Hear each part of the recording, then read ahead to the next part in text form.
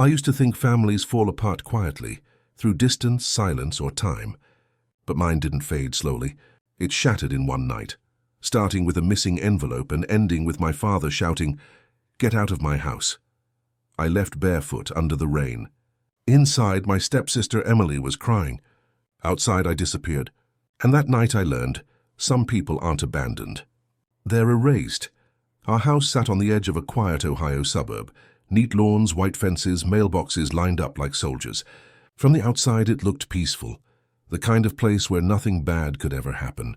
But peace can be deceiving. Sometimes the prettiest homes are the ones that hum with hidden tension. After my mom passed away, my dad remarried. Her name was Linda. Gentle voice, soft perfume, perfectly polite. She came with a daughter, Emily, 1 year younger than me. They moved in together, bringing their laughter, framed photos, and the scent of lavender candles. And just like that, our house turned into a stage where everyone played their role. To others, it looked like a new beginning. To me, it felt like rehearsal. Dinner conversations were full of polite pauses and practiced smiles. In every family photo, I was there, but slightly off-center, as if the camera could already sense I didn't belong. Linda tried. I'll give her that. She'd pack my lunch, ask about school, offer to drive me when it rained. She never raised her voice. She didn't have to. There was always that invisible line, the quiet reminder that I wasn't really hers. Emily, though, she fit right in. Pretty, confident, charming in that effortless teenage way. She called my dad Dad from day one. And he didn't correct her. He just smiled. The kind of smile I hadn't seen since my mom died. Every time he laughed at one of her jokes, something inside me tightened. Not jealousy, just the realization that I was slowly fading from my own family picture. I kept telling myself families take time to blend. That love needs space to grow, but some things don't need time. They just need permission. One night I came home early and saw Linda teaching Emily how to cook.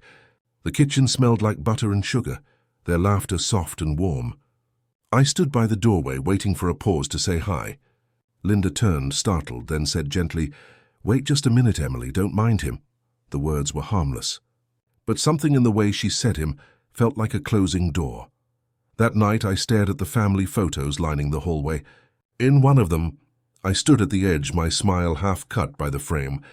Linda stood in the center. Emily leaned into my dad. I looked like someone who had accidentally walked into their life and stayed too long.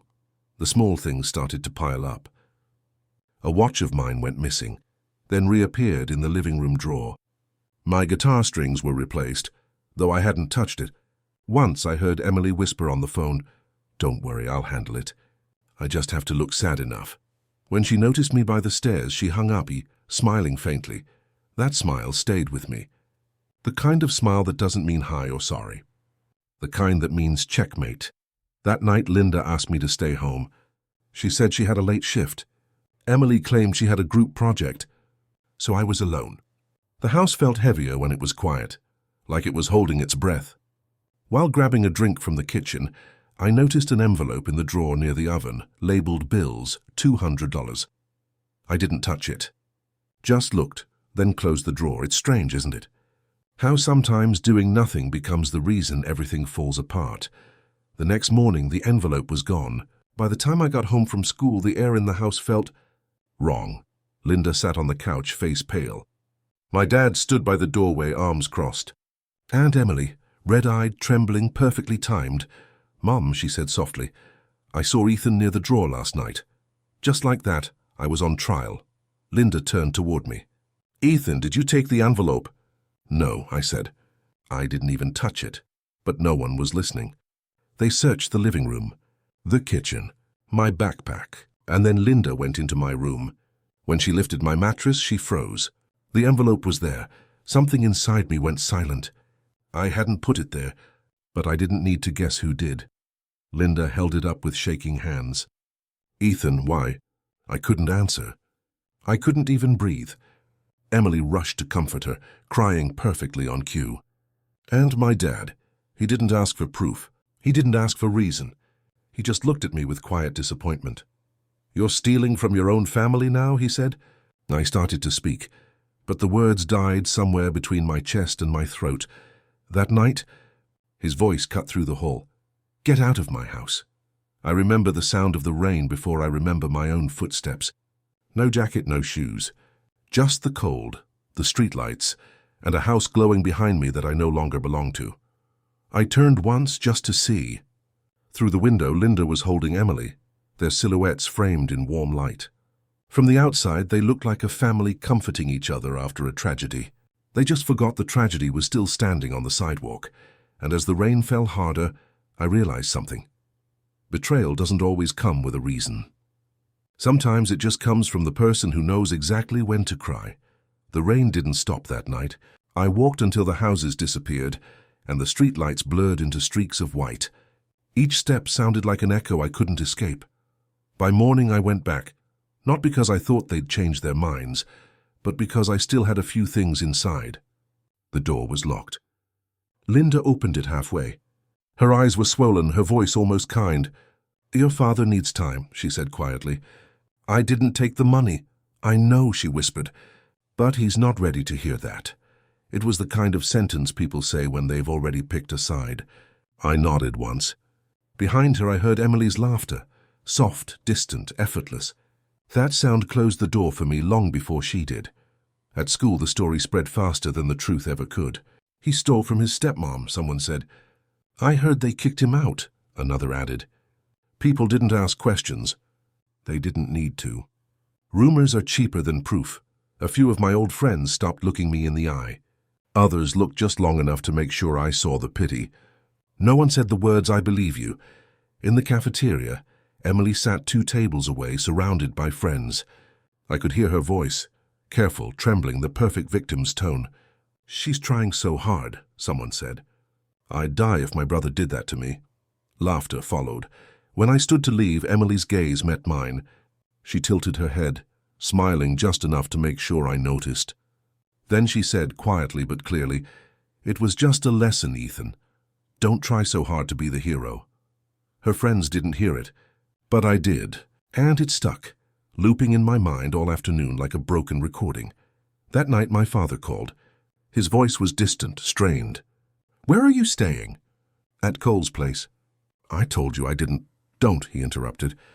"When you're ready to admit what you did, you can come home." There was a long pause. Then the click of the line disconnecting. Sometimes silence is louder than shouting. I sat by the window of the small garage I was crashing in, watching the snow start to fall. The reflection staring back at me didn't look like someone who'd done anything wrong. Just someone who'd been erased. That's when I finally understood gaslighting. It doesn't need to scream. It just needs to whisper the same lie long enough for you to start doubting your own memory. A few days later, I ran into Linda at the grocery store. She froze when she saw me. "Ethan," she said softly, "are you all right?" I smiled without meaning it. "Depends on your definition of all right." She forced a small laugh. "Emily feels terrible, you know." "She didn't mean to what?" I asked. "Hide the envelope under my bed?" Her hands trembled, clutching a carton of milk too tightly. "Family is complicated," she said finally. I nodded. "No, Linda, lies are complicated. Truth is simple. People just choose to believe the easier one." We stood there in the middle of the aisle, 2 strangers talking about a crime neither of us had committed, but both had lived through. I didn't go back home after that. Cole's dad had an old garage behind their house, oil-stained floor, cracked windows, the smell of rust and gasoline. It wasn't much, but it was honest. At night I played my guitar quietly, the same 3 chords over and over. Not for comfort, just to remind myself that my hands could still create something. But every time I closed my eyes, I saw Emily's face and the tears, the trembling voice, the faint smirk when no one was watching. I couldn't decide which version of her haunted me more. A week passed. I got a text from an unknown number. "Don't bother showing up at school." Everyone knows. They weren't wrong. The principal had already called me in once, trying to sound sympathetic. "We understand you're going through a lot, Ethan, but we have to consider the school's reputation." I nodded. No fight left to give. It's strange how fast people stop seeing you as a person and start seeing you as a story they'd rather not be in. By December, I found a job at a car wash on the outskirts of town. Night shifts, minimum wage, no questions asked. I liked it that way. The water by December, I found a job at a car wash on the outskirts of town. Night shifts, minimum wage, no questions asked. I liked was freezing. The soap burned my hands, but it was quiet. The silence for once belonged to me. One night a silver sedan pulled up. The window rolled down. Linda. Her eyes were red, her hands gripping the steering wheel. Ethan, she said, come home. Emily misses you. I laughed softly. Does she miss me? Or does she miss having someone else to carry her guilt? Linda's lips trembled. If you still care about this family... I stepped closer, cutting her off. If you care about justice, stop asking me to come back. Start asking them to tell the truth. She didn't argue. She just drove away. The taillights faded into the dark, leaving a thin red line that looked almost like a wound across the night. That was the night I started writing again. Not letters, not messages, just thoughts.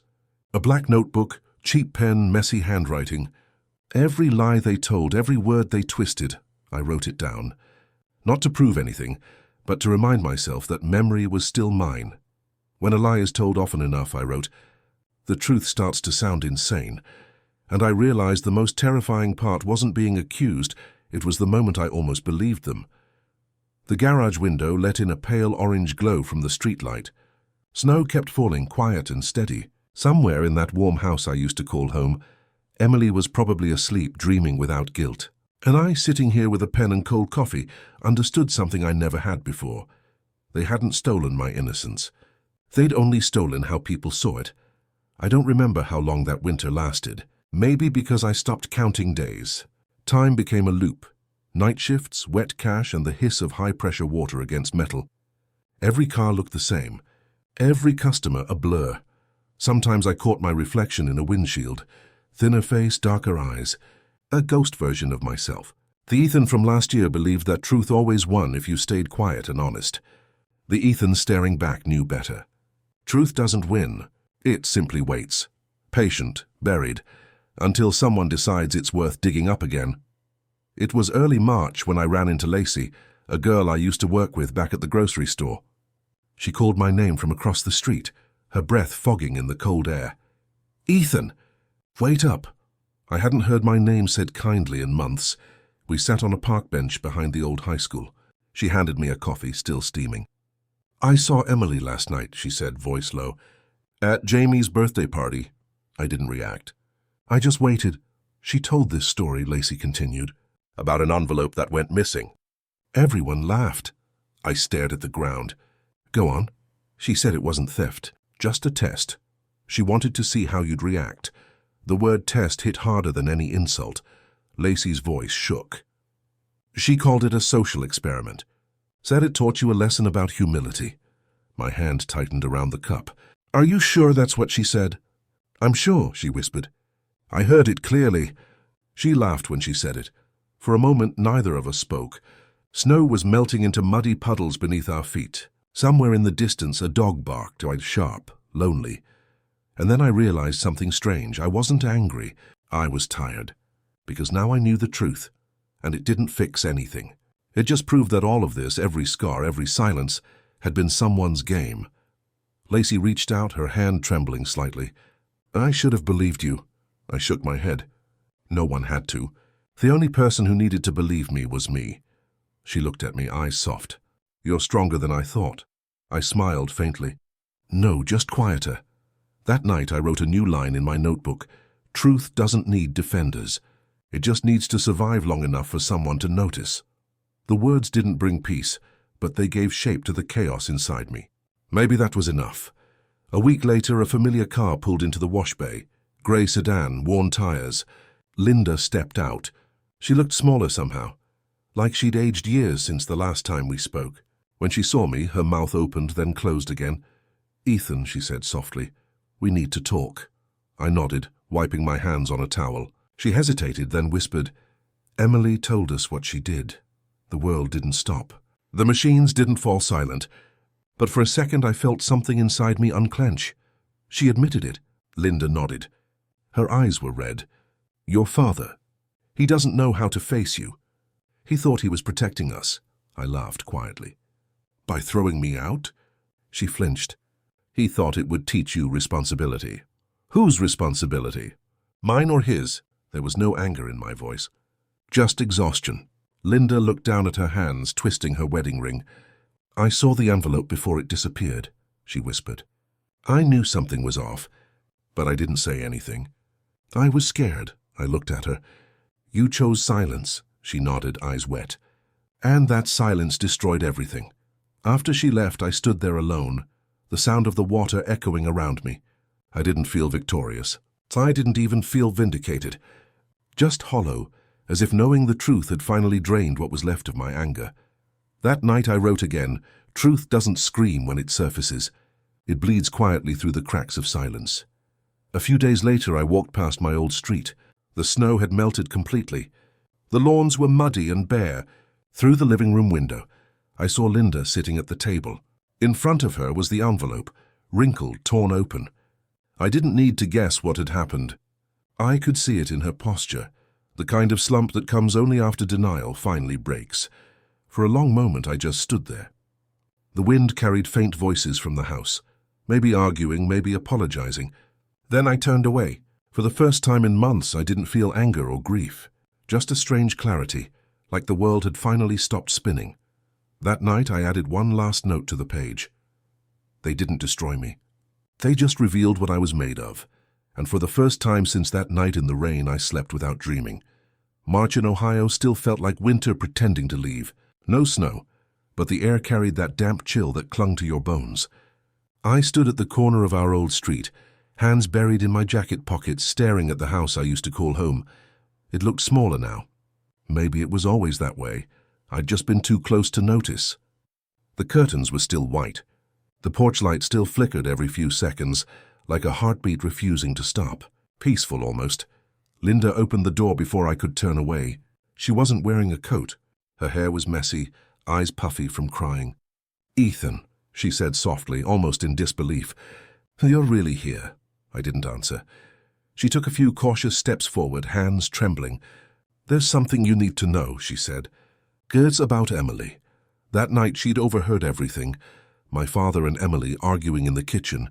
It started with a question. "Why did you do it?" Then Emily broke. Not with denial this time, but with the kind of sobs that come when lies collapse under their own weight. She said she only wanted to be noticed. That Dad never looked at her the way he looked at me. That she didn't mean for things to go this far. It was supposed to be a small test. A test. That word again. My father didn't shout. He didn't move. He just stood there, almost silent still, his hands gripping the edge of the counter. And when she finished, he said quietly, "Do you understand what you've done?" Emily kept crying, repeating that she was sorry, that it was a mistake. Linda said my father didn't reply. He just left the room, went outside and sat on the porch for hours, staring at nothing. As Linda spoke, I realized something. I wasn't shocked.